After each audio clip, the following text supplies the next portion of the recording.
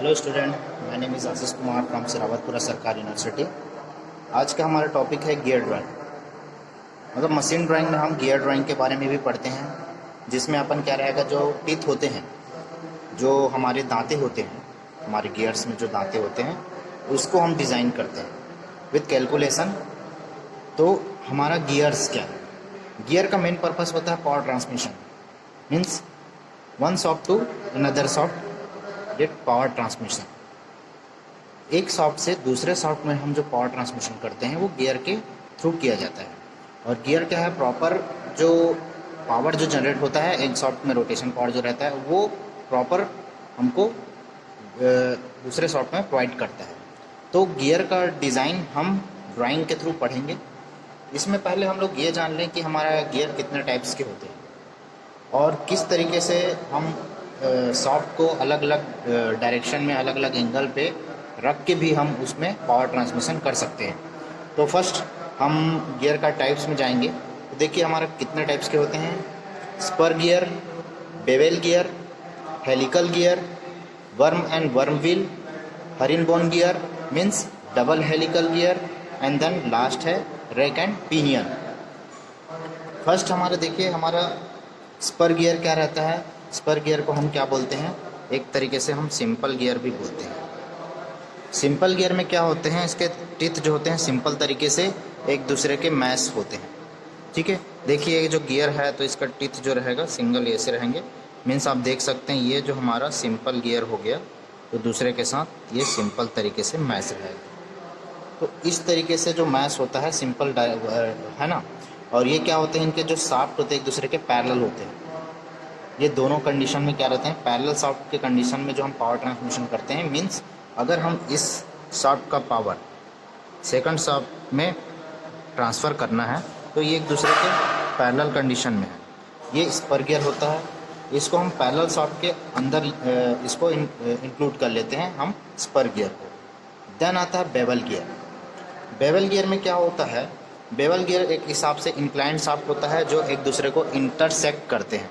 Means हम जैसे कि हॉरिजॉन्टल डायरेक्शन में हम पावर जनरेट कर रहे हैं तो उस पावर को हम बेवल गियर के थ्रू हम 90 डिग्री पे उस जो शाफ्ट है उसको हम ट्रांसमिट कर सकते हैं। तो इस गियर में हम अगर पावर हम जनरेट कर रहे हैं तो इसका पावर हम इंक्लाइंड में रखा हुआ शाफ्ट पे हम ट्रांसमिट कर सकते हैं। ये बेवल गियर का काम होता है। इस गियर में देखिए जो शाफ्ट होते हैं एक दूसरे को इंटरसेक्ट करते हुए पुट होते हैं, है ना। तो ये हमारा बेवल गियर हो गया।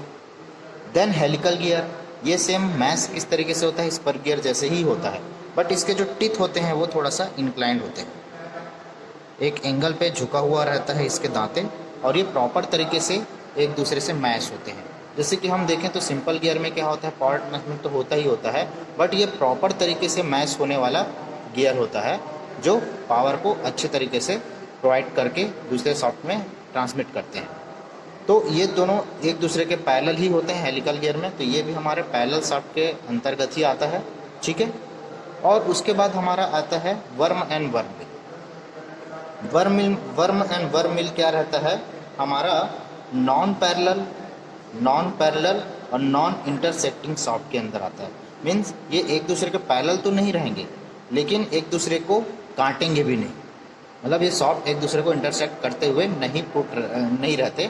जैसे कि हम देख लें, इस गियर में अगर पावर ट्रांसमिट हो रहा है तो ये हॉरिजॉन्टल है और ये यहाँ पे इसका जो शाफ्ट रहेगा, है ना, व्हील का, तो इसका जो रहेगा ये ऐसा रहेगा। देखिए एक दूसरे को ये अलग अलग दूरी पर है और साथ ही एक दूसरे के ऊपर इंटरसेक्ट नहीं कर रहे हैं। मतलब ये एक दूसरे को अलग अलग तरीके से हम पावर ट्रांसमिट कर सकते हैं। मतलब हॉरिजॉन्टल को हम, ये हॉरिजॉन्टल है तो हम उसको इंक्लाइंडली, मतलब हॉरिजॉन्टल को हम इंक्लाइंड सरफेस में, हॉरिजॉन्टल सरफेस तक पावर ट्रांसमिट कर सकते हैं।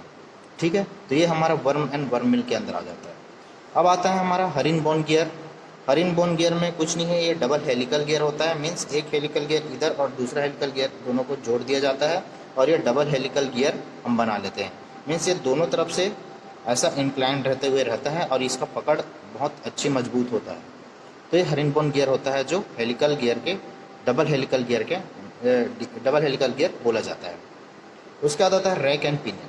रैक एंड पिनियन में क्या रहता है कि हम एक रैक जनरेट करते हैं जिसमें गियर्स टीथ होते हैं, उसमें एक छोटा सा पिनियन मूव करता है। एक हिसाब से हम देखा जाए तो इस टाइप से हमारे प्रेशर गेज होते हैं, है ना, जो हम जिसमें क्या बोलते हैं, किसी भी चीज़ को पुट करके हम रिटर्न आने के लिए, जैसे कि क्या रहेगा कि ये हमारा, ये हम पुट करने अगर पुश करते हैं तो ये क्या होता है, दब जाएगा, और जब रिटर्न इसको लाना रहेगा तो हम रैक एंड पिनियन जैसे अरेंजमेंट करते हैं।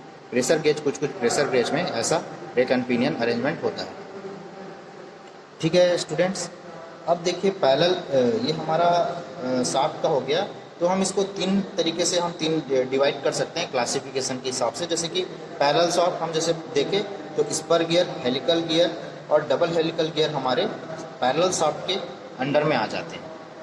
इंक्लाइन गियर, इंक्लाइन गियर में सिर्फ और सिर्फ ये हमारा कौन सा गियर आता है, बेवल गियर आता है। बेवल गियर एक दूसरे के इंक्लाइंड और इंटरसेक्ट करते हुए हैं, तो ये हमारा इंक्लाइंड शाफ्ट में हमारा बेवल गियर आ जाते हैं। Non parallel and non intersecting shaft में हमारा आता है worm and worm wheel. Means ये एक दूसरे मतलब शाफ्ट जो होते हैं एक दूसरे को काटेंगे भी नहीं, प्लस ये एक दूसरे से ये जो शाफ्ट जो है एक दूसरे के पैरेलल भी नहीं है। तो ये हमारा वर्म एंड वर्म व्हील हमारे non parallel and non intersecting shaft के अंदर आते हैं। तो इस तरीके से हम बेसिक्स देखा जाए तो हमारे 6 गियर्स हैं, और इसके अलावा भी बहुत सारे गियर्स होते हैं, बट हम जो देखा जाए तो बेसिक्स जो इंजीनियरिंग में ड्राइंग के हिसाब से हम लोग इस 6 गियर को हम बेस मान के चलते हैं।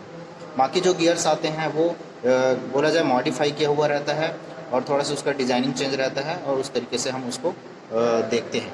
फिलहाल ये हमारे गियर्स के टाइप्स हो गए।